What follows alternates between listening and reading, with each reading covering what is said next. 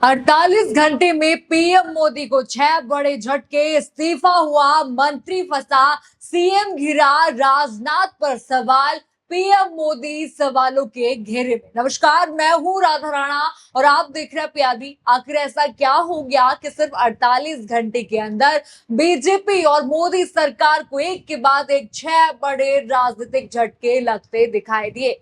कहीं राम मंदिर ट्रस्ट में इस्तीफा, कहीं खुद केंद्रीय मंत्री पर सवाल, कहीं बीजेपी के मुख्यमंत्री विपक्ष के निशाने पर, कहीं पेपर लीक ने सरकार की मुश्किलें बढ़ा दी हैं, कहीं अडानी केस में अमेरिका ने नया मोड़ लिया और अब रक्षा मंत्री राजनाथ सिंह के पुराने बयान पर भी विपक्ष सवाल उठा रहा है। क्या ये सिर्फ एक संयोग है या फिर धीरे धीरे सरकार चारों तरफ से घिरती यहाँ पर नजर आ रही है? आज की इस रिपोर्ट में मैं आपको एक एक करके वो 6 घटनाएं दिखाऊंगी जिनकी चर्चा इस वक्त पूरे देश की राजनीति में हो रही है। तो वीडियो को आप आखिर तक जरूर देखिएगा, क्योंकि आखिर वाला मामला आपको सबसे ज्यादा चौंका सकता है। चलिए शुरू करते हैं पहले झटके से। सबसे पहले ये हेडलाइन आप देखिए, चंपत राय और अनिल मिश्रा ने राम मंदिर ट्रस्ट से दिया इस्तीफा, चढ़ावा प्रकरण में एसआईटी जांच के बाद पद छोड़ा। देखा आपने हेडलाइन, किस तरह से हेडलाइन यहाँ पर दी गई है।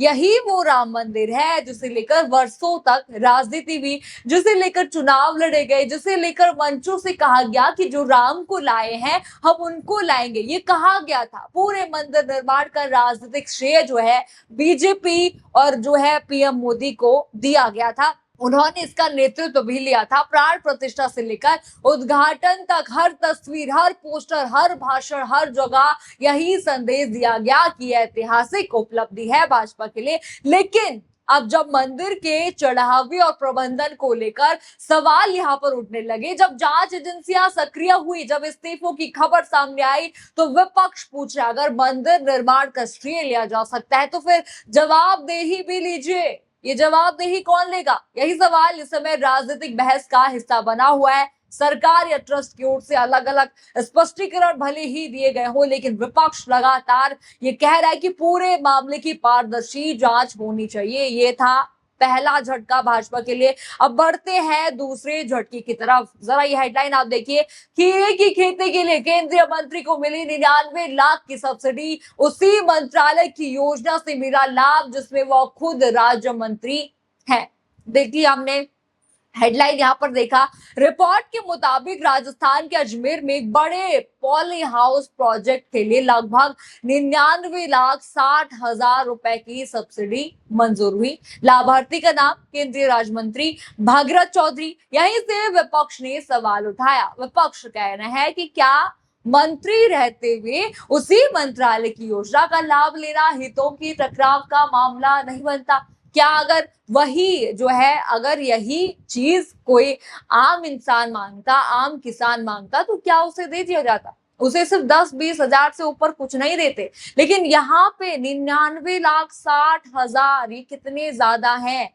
क्या यही सुविधा एक सामान्य किसान को भी इतनी आसानी से मिल जाती? लेकिन राजनीति में सवाल सिर्फ कानून का नहीं है, नैतिकता का भी उठता है। और यही वजह है कि ये मामला भी लगातार चर्चा में बना हुआ है, यानी भ्रष्टाचार के आरोप यहाँ पर सीधे सीधे लग रहे हैं। अब तीसरा झटका देखिए, जरा ये हेडलाइन आप देखिए, मध्य प्रदेश भूमि विवाद, कांग्रेस ने सीएम मोहन यादव पर लगाया आरोप, कहा जनता जवाब का इंतजार कर रही है। ये वही मोहन यादव है जिन पर जमीन हड़पने के आरोप लगे हैं, जिनकी अलग अलग हर किसी मेंबर, फैमिली मेंबर के नाम पर कोई ना कोई जो है जमीन दर्ज है उनके नाम पर। देखा, यानी कांग्रेस नेता लगातार मुख्यमंत्री से सार्वजनिक जवाब मांग रहे हैं। उनका कहना है कि अगर रिपोर्ट गलत है तो अदालत आप जाइए, अगर आरोप गलत है तो दस्तावेज जनता के सामने रखिए। लेकिन आप चुप क्यों हैं? ये चुप्पी खल रही है। ये चुप्पी एक संकेत है कि आपने गड़बड़, घोटाला, भ्रष्टाचार यहाँ पर लोगों के साथ करा है। एक बार फिर से मध्य प्रदेश की राजनीति में आरोप और जवाब का दौर तेज हो गया है।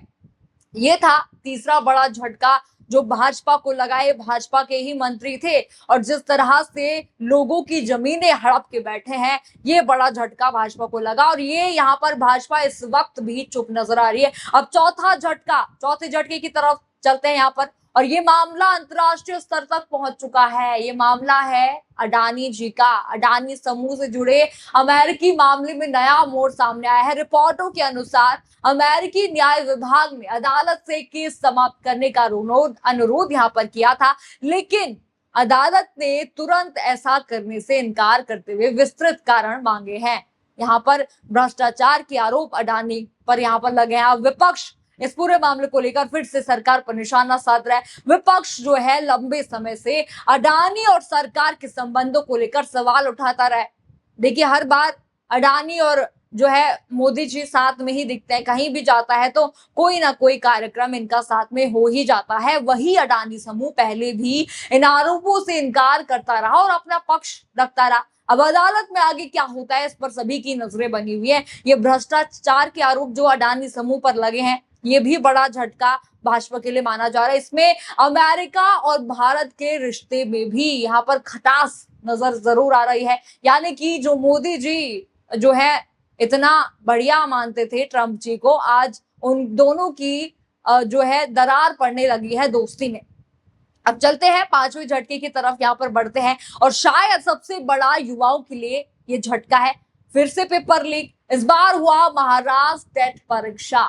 यानी पहले नीट तो चल ही रहा था, अब देखिए अचानक से टेट परीक्षा भी लीक हो गई। इतना हंगामा हो रहा है, इतना बच्चे यहाँ पर प्रोटेस्ट कर रहे हैं और महाराष्ट्र में ये परीक्षा यहाँ पर लीक हो जाती है। परीक्षा से पहले ही पेपर लीक होने की खबर आई और परीक्षा रद्द करनी पड़ गई। यानी कि आपने देखा नीट भर्ती परीक्षाएं और अब टीईटी यानी कि टेट। विपक्ष का आरोप है कि परीक्षा व्यवस्था लगातार सवालों के घेरे में है। इसी मुद्दे को लेकर विभिन्न छात्र संगठनों और राजनीतिक दलों ने कई राज्यों में विरोध प्रदर्शन किए हैं। उनकी मांग साफ है, परीक्षा व्यवस्था में सुधार करें, दोषियों पर कार्रवाई करें, जवाबदेही तय हो। सरकार की ओर से भी कई मामलों में जांच और कार्रवाई की बात कही गई है, लेकिन युवाओं का गुस्सा फिलहाल शांत होता नहीं दिख रहा है। जिस तरह से महाराष्ट्र में ये टेट का परीक्षा जो है लीक हुआ है, जिस तरह से कॉकरोच जनता पार्टी यहाँ पर प्रोटेस्ट कर रही थी, राहुल गांधी प्रोटेस्ट कर रहे थे, लेकिन फिर भी ये लीक हुआ।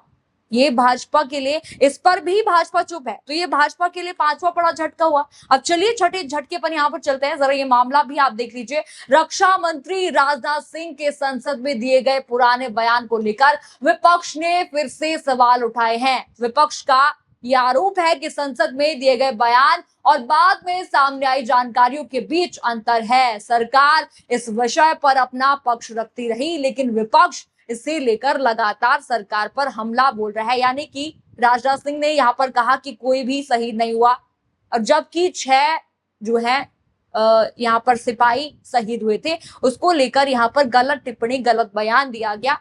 ये यहाँ पर विपक्ष ने काफी इस पर तंज कसे। अब जरा पूरी तस्वीर आप देखिए। 48 घंटे और 6 बड़े विवाद। राम मंदिर ट्रस्ट में इस्तीफा, 2 इस्तीफे यहाँ पर आए। मंत्री की सब्सिडी पर सवाल, मुख्यमंत्री से जवाब की मांग। जो मुख्यमंत्री यहाँ पर अपने फैमिली मेंबर्स के नाम पर इनके अलग अलग जो है जमीनें हड़प रखी हैं, उन पर। अडानी केस जो ये आया है वो, फिर पेपर लीक, ये महाराष्ट्र में जो होता है। रक्षा मंत्री का जो पुराना विवाद है, ये थे 6 मुद्दे जिन पर भाजपा को घेरा जा रहा है। विपक्ष इन सभी मुद्दों को जोड़कर सरकार को घेर रहा है। दूसरी तरफ सरकार और बीजेपी इन आरोपों को राजनीतिक हमला बता रही है, लेकिन ये मामले सच भी हैं। अब आने वाले दिनों में जांच, अदालतों और सरकार के आधिकारिक जवाब से ही इन मामलों की आगे की तस्वीर यहाँ पर जरूर साफ होगी। अब सवाल सीधा यहाँ पर है, क्या आपको लगता है कि इन मुद्दों पर सरकार को और विस्तार से जवाब यहाँ पर देना चाहिए? क्या धर्मेंद्र प्रधान का इस्तीफा यहाँ पर आएगा? जिस तरह से टेट का पेपर यहाँ पर महाराष्ट्र में लीक हुआ है, जिस तरह से अडानी का ये मामला चल रहा है, क्या आप इस पर सोचते हैं? हमें कमेंट सेक्शन में अपनी राय जरूर बताइए। खबर आपको पसंद आई हो तो वीडियो को लाइक करें, शेयर करें और चैनल को सब्सक्राइब करना बिल्कुल मत भूलिएगा। और बने रहिए पीआरबी के साथ। धन्यवाद।